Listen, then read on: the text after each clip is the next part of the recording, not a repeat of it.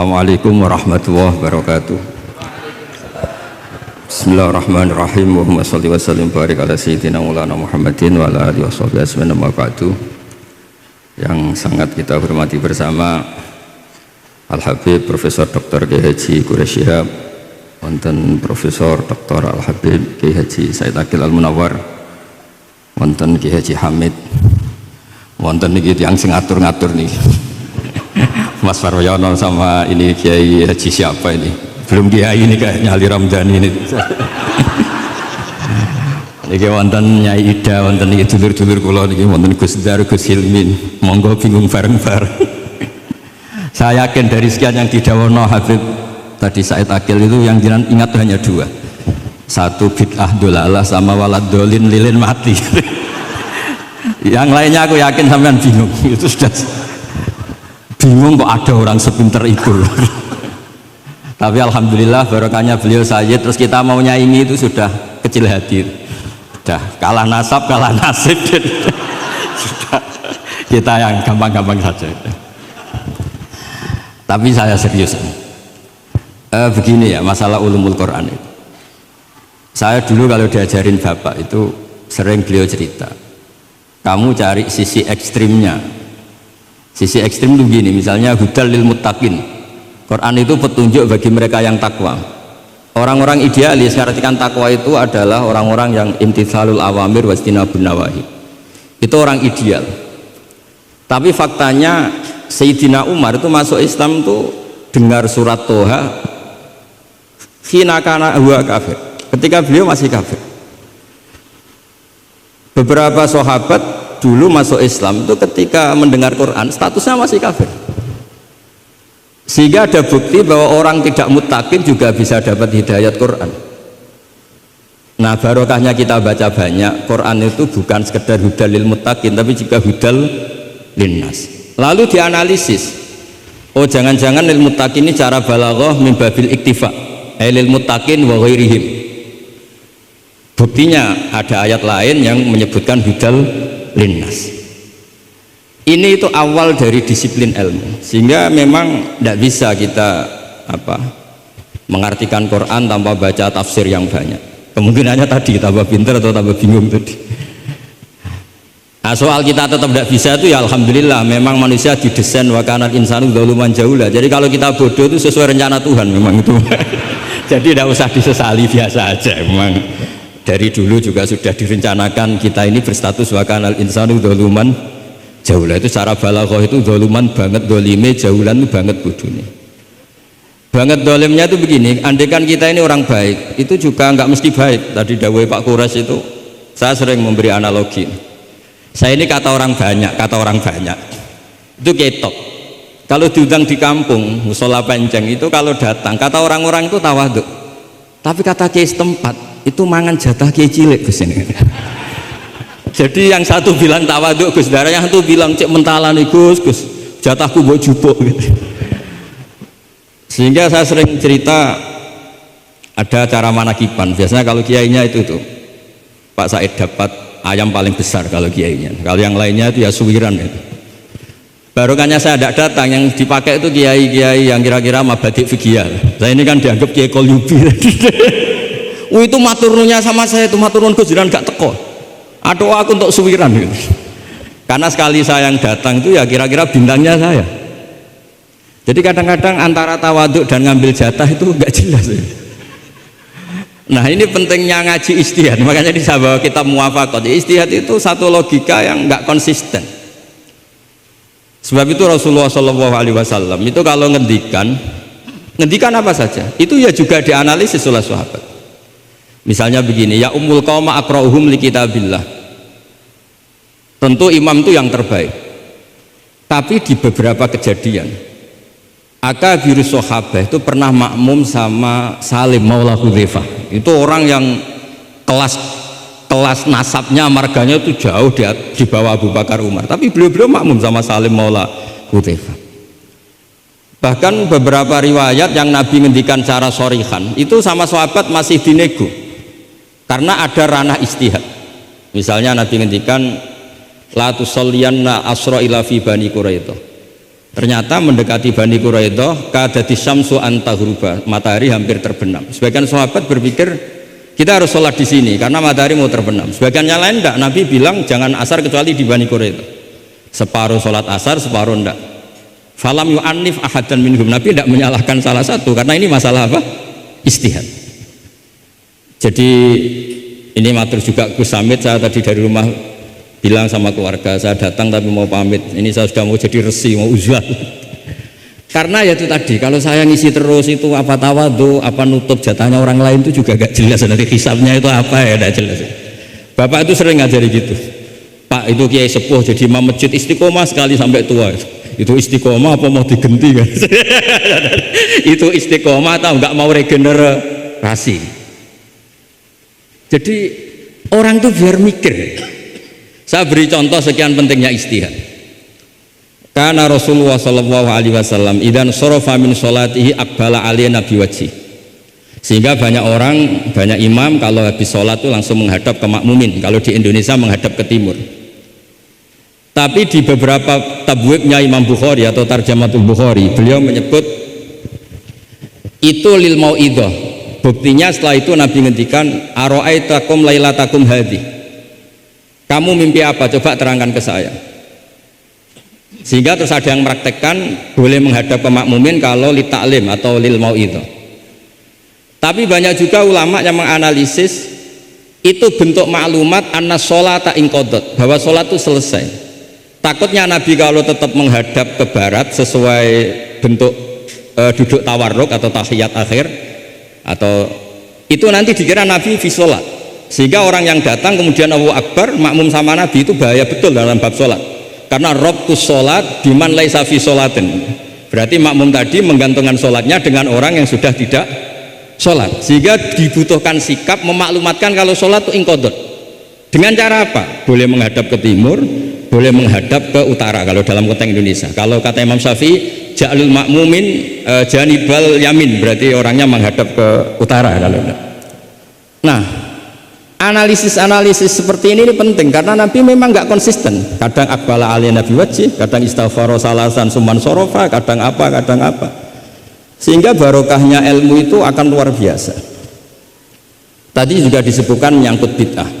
Kalau sampai belajar ulumul hadis, Sayyid Muhammad menulis dalam kitab Babul Farad, kalau bid'ah itu artinya yang nggak pernah diajarkan Nabi, itu berapa kejadian zaman Rasulullah yang Nabi membenarkan suatu yang Nabi sendiri itu tidak tahu.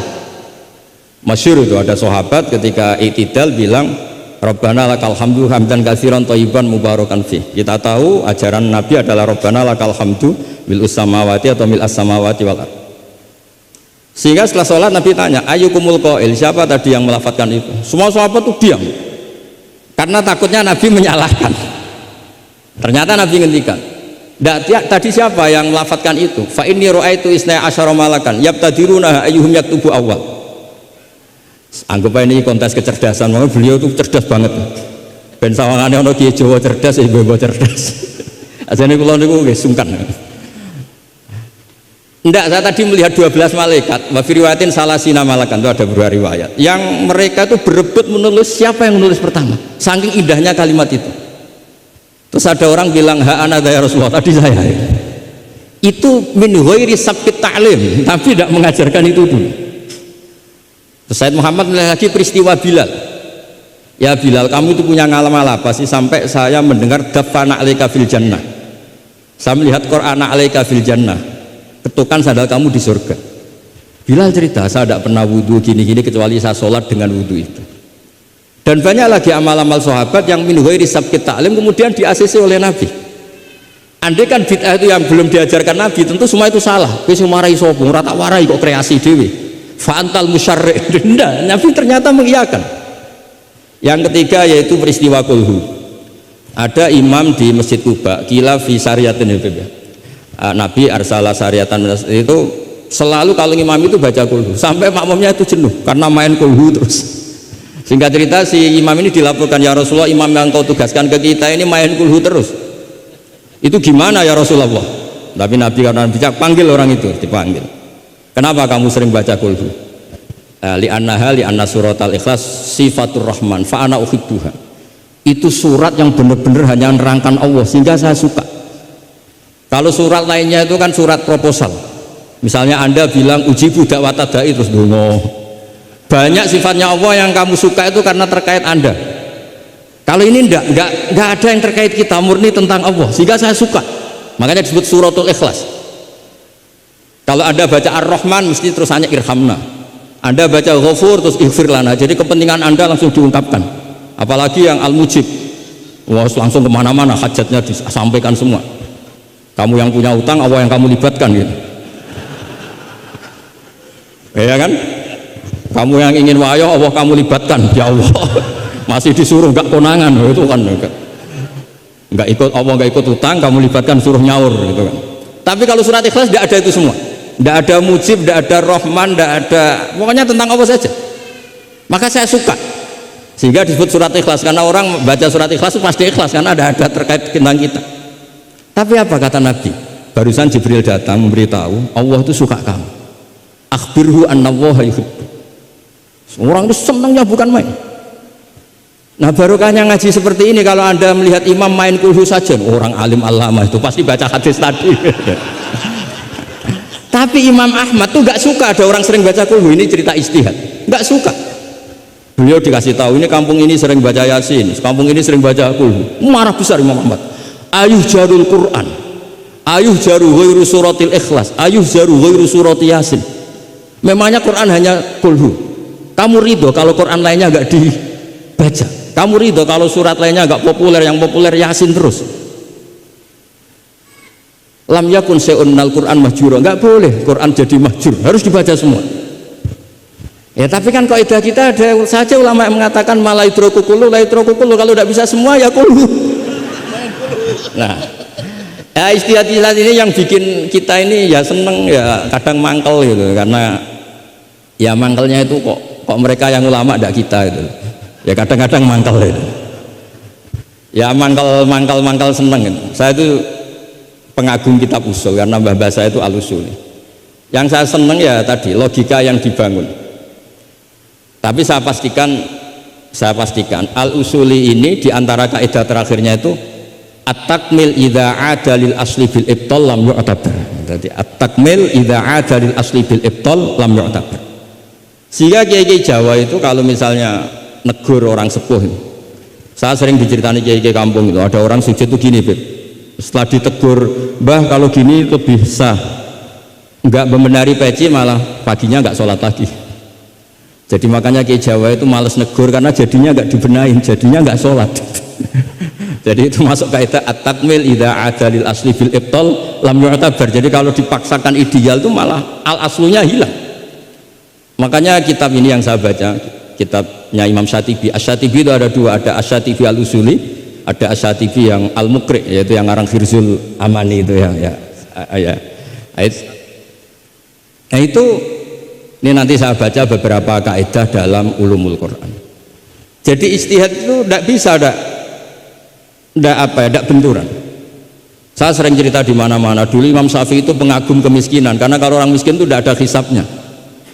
Oh senangnya bukan main dengan miskin, selain faktanya miskin, senang dengan orang miskin karena ada hisab. Setelah ngaji sama Imam Malik, beliau tanya siapa orang yang selevel jenengan ya Malik? Ya dulu ada Imam Abu Hanifah, sekarang sudah wafat, tapi ada muridnya namanya Muhammad bin Hasan Asy-Syaibani. Setelah beliau datang, Muhammad bin Hasan Asy-Syaibani itu kalau ngitung emas itu di meja tamu, ngitung uangnya di meja tamu banyak. Imam Syafi'i itu ngelus dodo, orang sealim ini kok kedonyan ya. Tapi kata Muhammad Hasan Asy-Syaibani, kalau kamu orang soleh gak boleh punya uang, gak boleh kaya, ini tak kasihkan sama lonte, sama koruptor, sama tukang dugem, tukang tukang judi. Jangan kalau dipakai orang fasik nanti gak karu-karuan, jenengan saja. Baru sadar, iya ya. Kalau yang orang soleh kere semua, yang fasik kaya, berarti ada syauqatu dzalim ala soleh. Ada syauqatu dzalim. Kayak apa bahayanya? Ada saltonatul fasik ala soleh. Semenjak itu Imam Syafi'i itu tuh sampai fatwa berlebihan. Orang Islam yang bisa kaya kok miskin haram. Kuat beli Alphard kok beli carry tua haram, terus berlebihan. Kalau Gus Ilmi kuat jabat kok ndak haram. Pokoknya terus ekstrim sampai al-Islam ya wala yulale. Terus kata kiai-kiai Jawa yang alhamdulillah banyak yang miskin juga, komentarnya lucu kan. Wes ngerti Mbah, cuma ora kelar. Artinya punya selera kaya itu kita sudah punya, jangan haramkan, semuanya tahu kok. Cuma nggak mampu, jadi itu salah no. Tapi barokahnya itu Imam Syafi'i menjadi tahu bahwa bukan sekedar apa ahyini miskinan wa amitni miskinan, tapi Nabi juga pernah ngendikan nikmal malu soleh lil maris soleh.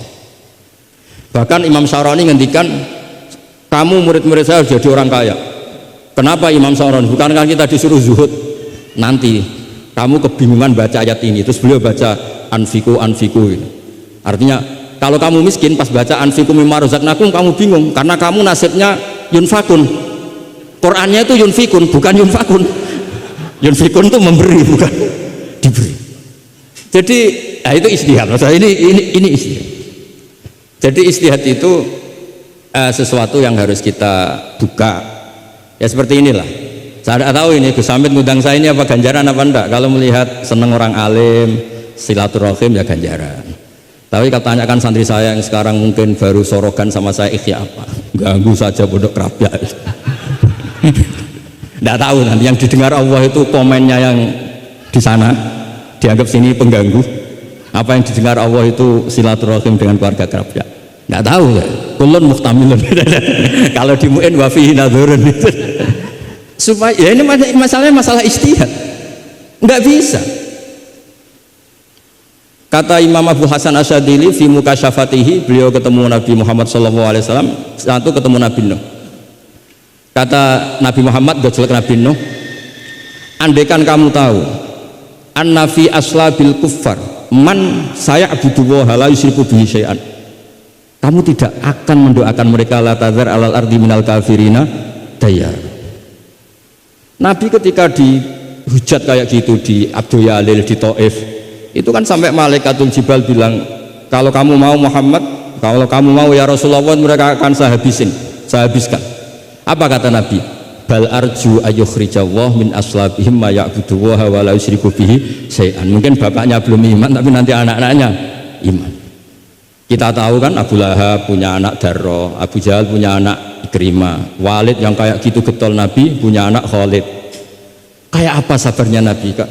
Seperti sabarnya kiai-kiai di Indonesia. Bapaknya itu gak poso, ya ora salat. Anaknya itu TPG. Gara-gara anaknya cilik poso itu njuk gendong bapaknya. Susu bapaknya isin melok poso. Saking harunya melihat anaknya puasa. Abdullah bin Ubay bin Salul itu punya anak itu solehnya minta ampun. Saya tidak tahu ketua pondok apa berdarah mondok di Rasulullah. Itu termasuk min ajali talamidhi Abdullah bin Ubay. Punya anak Abdullah juga namanya. Itu sampai ketika ya Rasulullah bapak saya itu meninggal. Tolong dikasih syafaat. Iya ya. Saya ingin kafannya itu jubah jenengan. Fanaza jubatahu dikasihkan.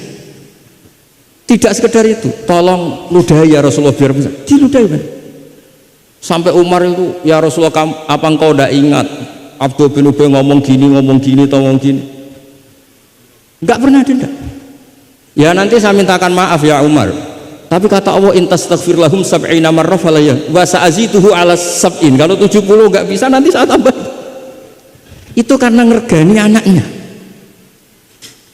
Kata banyak ulama mengatakan aslama bi ra'fati Rasulullah wa bi ahwali Rasulullah itu alfun min ahli baiti kaum. Jadi gara-gara sikapnya Nabi yang simpatik, orang kampung yang gengnya Abdul bin Ubay itu menjadi Islam semua.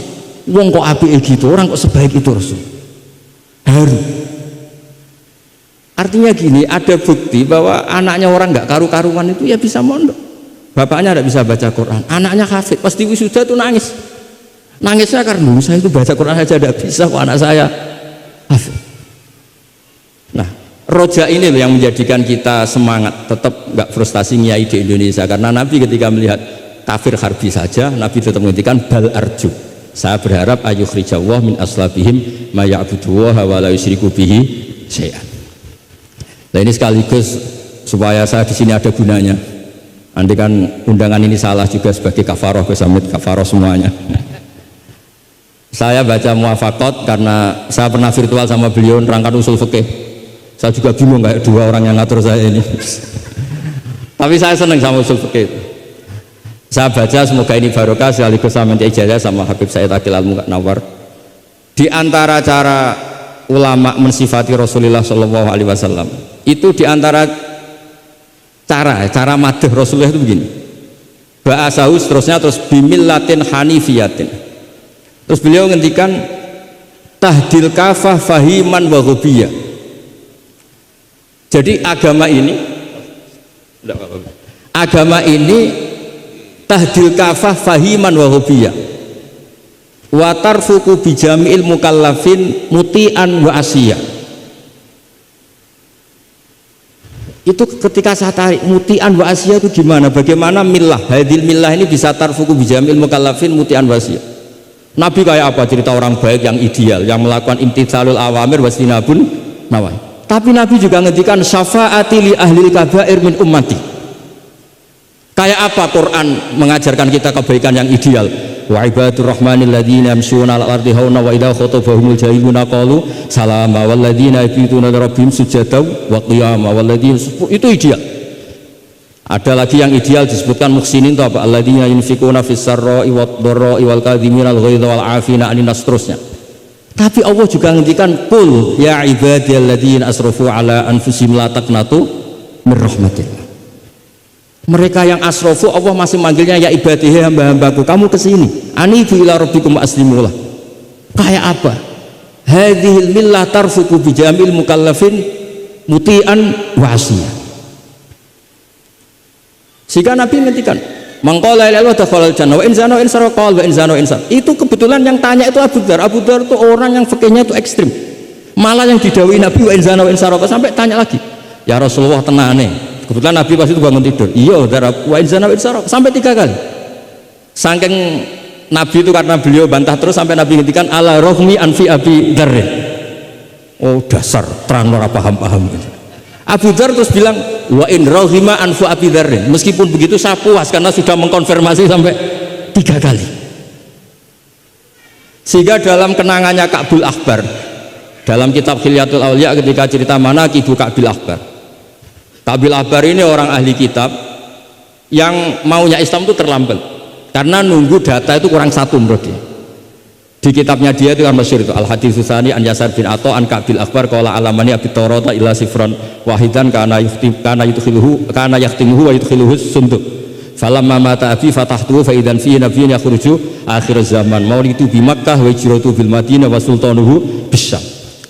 Ka'bil Akhbar itu tahu Rasulullah itu maulid Makkah ini sudah benar, wa hijratu bil Madinah sudah benar, tapi beliau tidak menangi ada sultanul Islam bisyam. Sehingga cara beliau data ini kurang 1. Ketika Futuhat Umar menaklukkan Syam dan Islam di Syam menjadi sultanah, menjadi sultan wa sultanuhu bisyam. Singkat cerita dia akhirnya masuk Islam dengan data yang seketat itu. Akhirnya dia jadi penasihatnya Umar bin Khattab, masyhur.